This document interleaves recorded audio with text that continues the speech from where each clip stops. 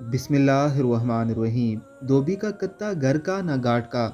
इसमें कत्ता से मुराद कुत्ता ही लिया और समझा और पढ़ा भी जाता है, लेकिन आज नई बात इल्म में आई तो हमारी इल्मियत का जनाजा निकल गया। ये लफ्ज़ कुत्ता नहीं बल्कि कत्ता है, जिससे मुराद कपड़े धोने का वो डंडा है जिसे धोबी साथ लिए फिरता है। इसकी वजाहत ये है कि असल लफ्ज़ कतका है जो बिगड़कर कत्ता बन गया। पुराने वक्तों में कपड़े गार्ड पर धोए जाते थे और कपड़ों को साफ करने के लिए धोबी एक भारी भरकम डंडे का इस्तेमाल किया करता था, जिसको कतका कहा जाता था। वो कतका गार्ड पर नहीं रखा जाता था क्योंकि कोई और उठा ले जाता और घर लाने में बेजा मुशक्कत करनी पड़ती।